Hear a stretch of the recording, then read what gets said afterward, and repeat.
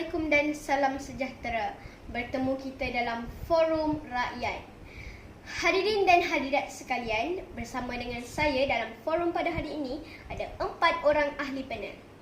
Ahli panel pertama ialah Cik Eng Yiting, kaunselor dari Universiti Kebangsaan Malaysia. Selamat datang puan. Seterusnya Encik Hasif Arfan, pegawai belia dan sukan, yang merupakan panel kedua. Apa khabar tuan? Khabar baik fungsi. Di sebelah sana ialah panel ketiga kita, Dr. Liu Jiajin yang bersikap periang. Akhir sekali saya perkenalkan ahli panel yang terakhir, Dr. Siti Noraisha yang merupakan pakar nutrisi.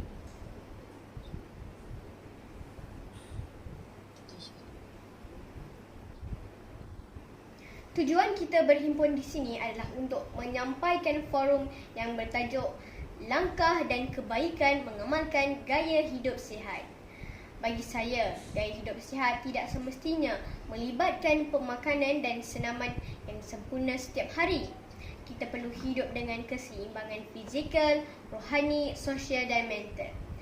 Baiklah, sebelum saya mengupas tajuk ini dengan lebih mendalam, soalan saya kepada panel yang pertama, Cik Eng Yiting. Apakah sebenarnya konsep amalan gaya hidup sihat? Terima kasih pengerusi yang cantik molek pekertinya membawa rasional persoalan. Amalan hidup sihat bererti aktiviti yang harus dijadikan kebiasaan dalam kehidupan seseorang untuk mengelakkan diri daripada sebarang penyakit.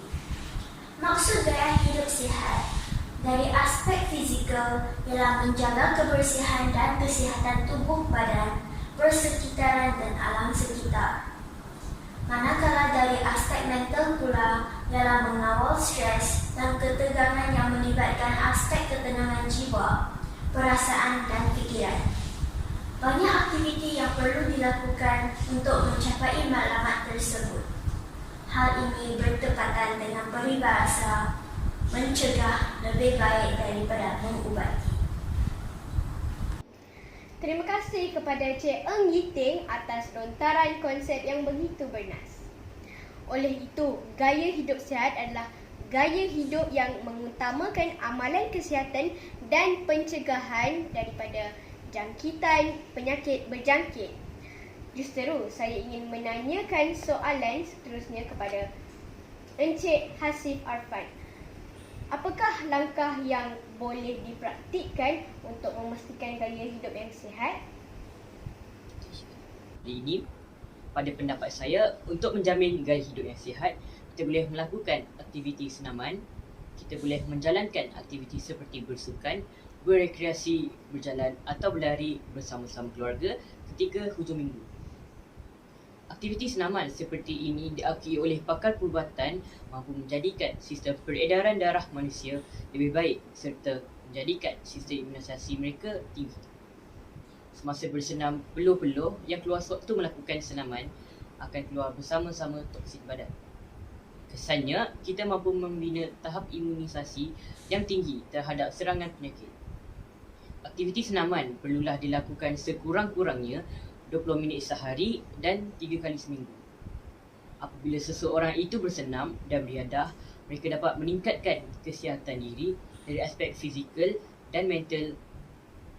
Bab kata pepatah, badan cerdas, otak cerdas.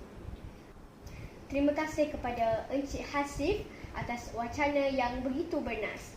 Adakah ahli panel ketiga ingin menambahkan apa-apa pendapat?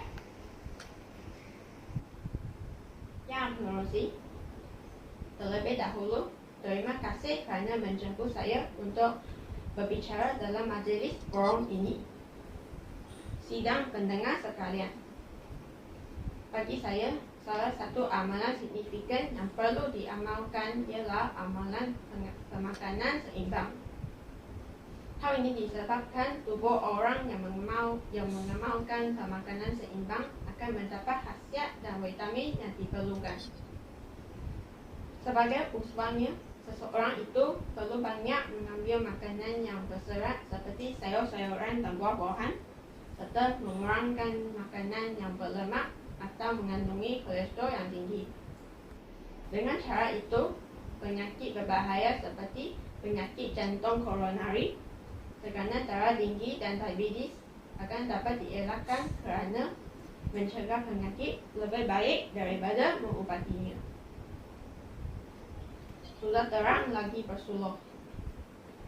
Kehidupan yang bahagia tanpa penyakit dapat dicapai melalui pemakanan yang sihat dan seimbang. Maafkan saya Pengerusi, saya ingin menambah penjelasan tentang pendapat yang diberikan oleh ahli panel ketiga tadi. Dipersilakan. Terima kasih Pengerusi. Memang tidak dapat dinafikan bahawa makanan yang berkhasiat dan seimbang wajar diamalkan dalam kehidupan kita. Makanan yang berkhasiat dan seimbang itu ialah bahan penting bagi tubuh badan kita untuk membina tenaga. Dengan pengambilan makanan berkhasiat, tubuh badan kita mampu mengeluarkan tenaga dan kita akan merasa cergas dan kuat untuk melakukan kerja-kerja harian kita dengan lebih terancang dan teratur tanpa mengalami apa-apa gangguan kesihatan. Oleh itu, kita harus menjaga kesihatan dengan memakan makanan yang berkhasiat dan seimbang mengikut jadual yang telah disyorkan. Terima kasih atas pendapat Dr. Yu Jajin dan juga Dr. Siti Noraisha. Bolehkah Cik Eng Yiting juga memberi pendapat? Baiklah Pengerusi, selain daripada cara-cara yang dinyatakan sebentar lagi, kita juga harus mempunyai sikap atau mentaliti positif untuk menangani tekanan kehidupan dalam era moden ini. Pemikiran yang positif menjadikan seseorang itu mampu menyelesaikan pelbagai kemelut yang melanda kehidupannya dengan baik tanpa tertekan. Kepada mereka yang menghadapi tekanan hidup, mereka mungkin boleh mendapatkan bantuan daripada pakar motivasi ataupun rakan ketaulan di sekeliling mereka. Hal ini perlu kerana tekanan yang dialami boleh menjuruskan seseorang pada perlakuan negatif. Jadi, semakin positif minda seseorang itu, maka semakin tinggilah gaya hidup sihat yang mampu dicapainya kelak. Sungguh intelektual pemikiran panel kita yang pertama. Sekiranya kita mempunyai pemikiran positif, stres dapat diuruskan dengan baik dan ia membolehkan kita hidup bahagia dan sihat.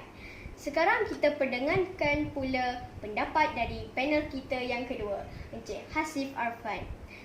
Tuan, bolehkah Tuan menjelaskan tentang kepentingan amalan gaya hidup sihat?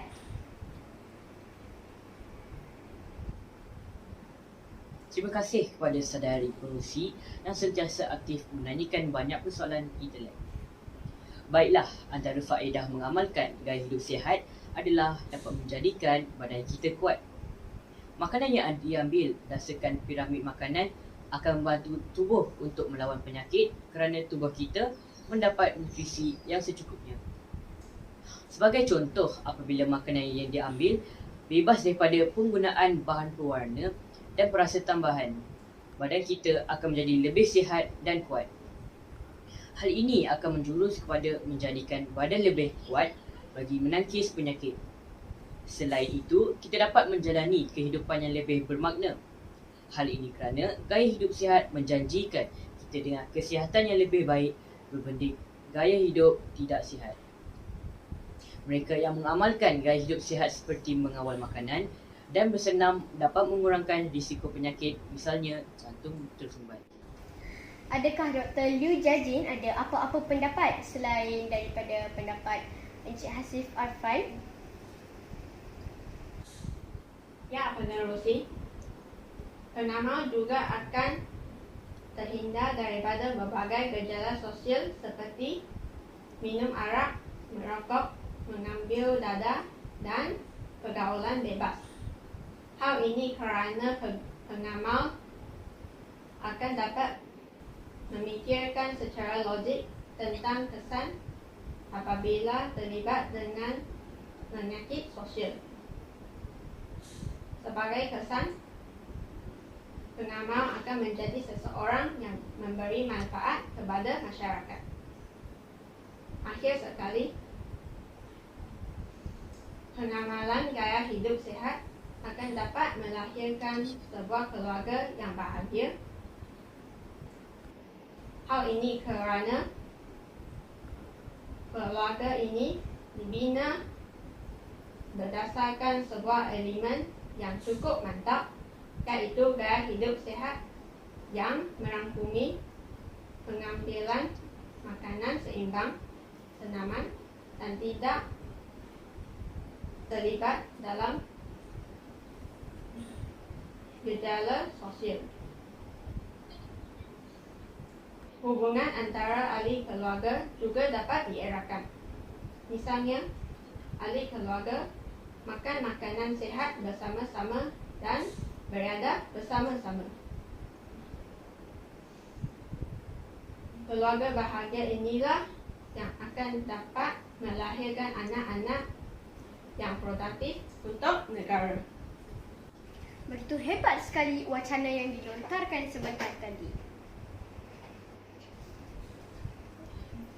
Maaf Pengerusi, pada pendapat saya, jika hal ini terus dilakukan dan tidak dititik beratkan, maka kita akan mudah jatuh sakit, tidak bermain untuk melakukan kerja dan sebagainya.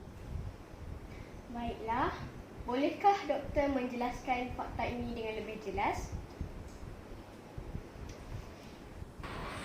Hal ini kerana makanan yang berkhasiat dan seimbang itu sangat penting bagi tubuh badan kita untuk membina tenaga.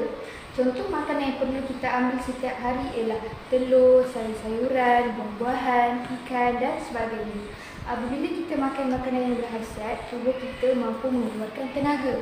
Dengan itu, kita akan merasa cergas dan kuat sehingga mampu melakukan kerja-kerja harian kita dengan lebih terancang dan teratur tanpa mengalami apa-apa gangguan kesihatan.